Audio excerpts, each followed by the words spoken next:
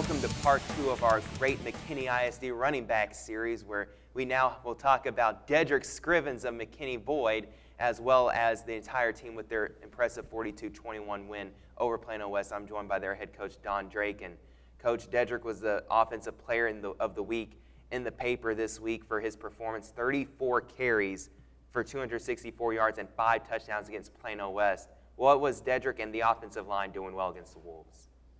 Well, going into the game, I thought we had prepared really well. The kids understood what we needed to go do in terms of execution, and they played great Friday night, and I think that's the most carries Dedrick's had for us so far this season. I thought he managed that very, very well. Going into the ball game, you've got to be able to establish a running game, but you never really know how that's going to play out, I don't think I go into a game saying I've got to give Dedrick the ball 34 times, but through the course of the game, as things develop, you figure out that you've been able to attack something. You've had pretty good success with it, so obviously you keep doing that. And he responded well by continuing to churn out the yards. The offensive line did a great job of fitting up, and I thought we did enough through the passing game and our execution of the passing game to be able to take some pressure off of the run game and still have Plano West have to worry about stopping both and containing both. And so it was great. It was a fun game. Kids played well. You got off to that dream start where you get up 21-0 early in this game. And from that point on, what was really the focus, what you're telling the kids, so that they wouldn't give up any more points or really let Plano West back in the game? Yeah, and that's kind of been our message for the last couple of games is, you got to keep playing. We got to continue to play. The competition that we compete against is so good that if you open the door, they're going to go through it and they're going to get themselves back into a game. Like the other night, we're up 21-0. There's very little time left in the first half. We don't fit something right in the run game, and the so-so kid takes off down the sideline and for like a 78-yard touchdown run. Well, that's all he needed. We had played great up until that point. We had fit it every time. He was very frustrated in terms of not having the running lanes that he was accustomed to.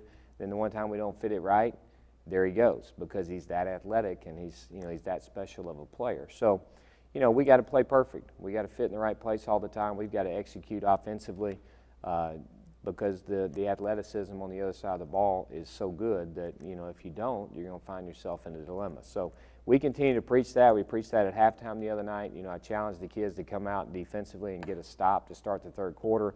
And offensively, we needed to go take the momentum back away from them because they had gained some right before the half, and our kids went and did that. They got the stop we needed. We put the ball in the end zone to take that lead back to 28-7, to take the momentum back away from them.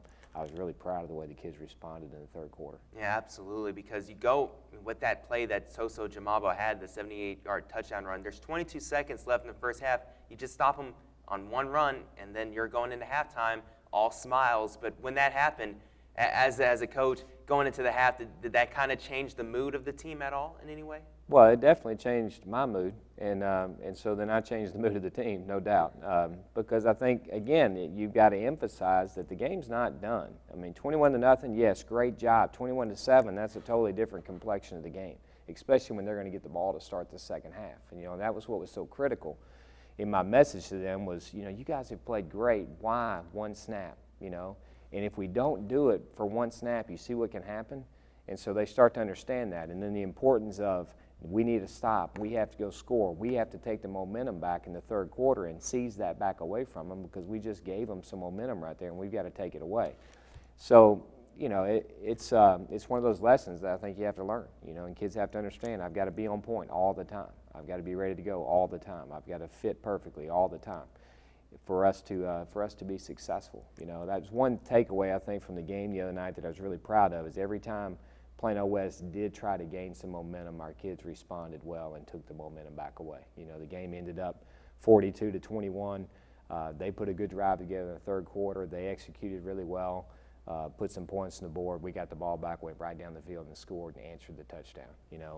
They hit us on a big play late in the ball game. We got the ball back. We went and scored again to answer their touchdown. So I was really proud of the way we responded. Every time the momentum tried to shift, we took it back. Focusing on your defense, other than 2 big plays that Plano West had, they had a long touchdown pass as well as a long run. Other than that, they really didn't move the ball at all in this game. No, I thought our defense played exceptionally well. I was very, very proud of them. You know, we ended up, I think there was a 78-yard run and a 90-yard pass that we gave up. So that's 168 yards, if I'm doing my math right. 168 yards of offense of the total of I think they had like 370 maybe. So we'd end up holding them on the night to about 200 yards of offense, and that's outstanding against a group that has 2 Division I running backs, a huge offensive line. I mean, they're a quality football team, and our kids did an exceptional job minus those 2 snaps, you know. So very proud of what they did. You know, the lesson we got to take away is we got to find a way to get those 2 snaps not to happen, right? Mm-hmm. I mean, we got to find a way to play perfect. That's our goal, regardless of the opponent. Your one other touchdown that was not scored by Dedrick Scrivens was a Curtis Ladd touchdown pass to Slater Brown in the early goings. It was your second touchdown of the game. And Curtis, 10 of 16 passing, 116 yards, 1 touchdown, no turnovers. That's, you know, a perfect game from your quarterback. Yeah, I was really proud of him. You know, that particular touchdown pass, they played a lot of man coverage. We like to throw the little bubble screen to help us in our run game. Both the corner and the safety, or the corner squatted, the safety tried to play over the top. Curtis threw a beautiful ball in there to Slater Brown to get us the score, and it was a pretty pass. You know, it was great execution, and you know, 10 of 16 on the night. Thought he managed the game well. Late in the ball game, we were trying to run some clock ourselves. Did a great job of managing the clock for us. No turnovers, very efficient. Had a couple of great carries on the ground himself. So doing some really good things. I've been really, really pleased with his performance so far this year, and obviously we got to continue to get that kind of performance. I mean, the road doesn't get any easier for us going forward. You mentioned how much of a quality team Plano West was. They were number 14 in the area rankings for the Metroplex in 5A. They are now dropped out of the poll, and you move into the poll for the first time this year at number 19, and you're actually the number 2 team from your district in those rankings. Allen's, of course, at number 1. They're number 1 in the state. Then it's you at number 19, and number 20 is Plano right behind you. And that's the matchup next week, and it's going to be a big contrast of styles because you have a very good offense that runs the ball particularly well, and Plano has the best defense in the area for 5A.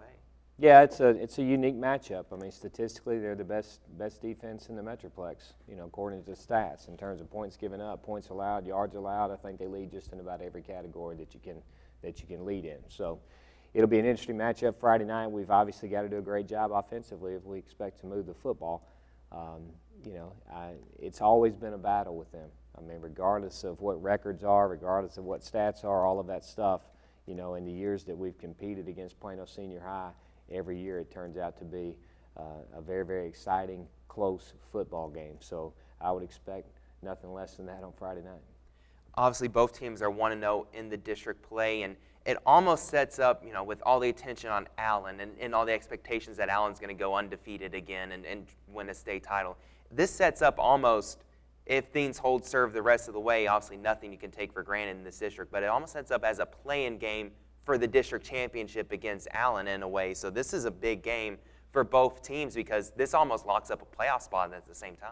Yeah, this has got huge playoff implications, there's no doubt. You know, I think everybody would agree that if you can win 3 district games, you pretty much have secured yourself a spot, no doubt. If you can win 2, there's still a strong chance that you could get in depending on how, you know, everybody else plays out in terms of the district race. So this is a big game. I mean, we can go get this one, go to 2-0 in district. That would be huge in terms of knowing that we for sure need to win 1 of the last 3 to get in, and we might have already put ourselves in position to get in depending on how everything plays out. So this is a very, very big ball game.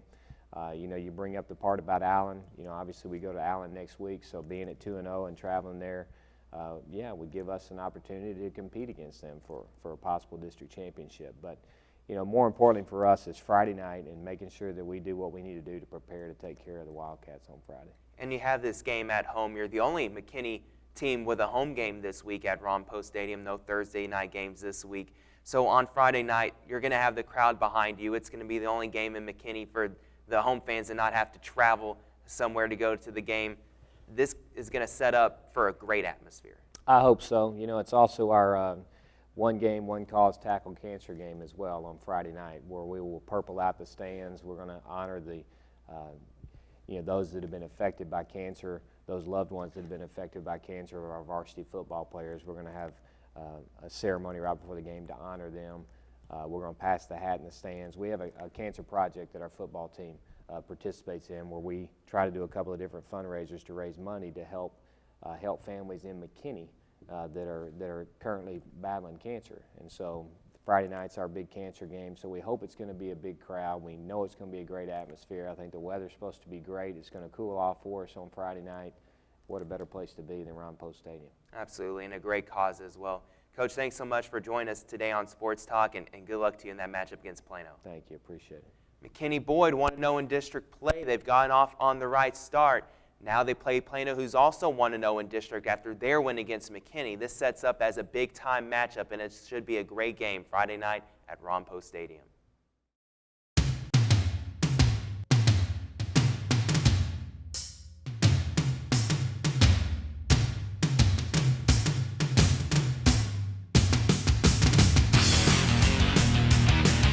This week's Dennis Baker State Farm Scholar Athlete of the Week is Brian Cooper from McKinney High School.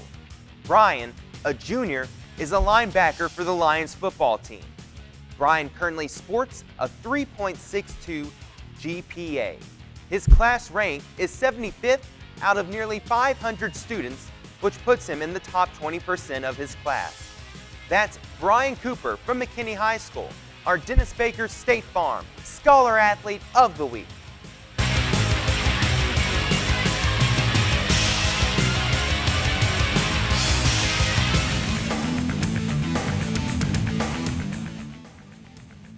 Big thanks to all the coaches for stopping by on today's show. Another vital day of games this Friday as McKinney looks to even their district record at 1-1.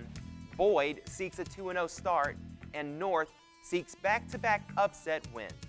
We'll be back next week to recap more McKinney ISD football action. Until then, from all of us here at Sports Talk, I'm Tyler Sloan. Have a great week.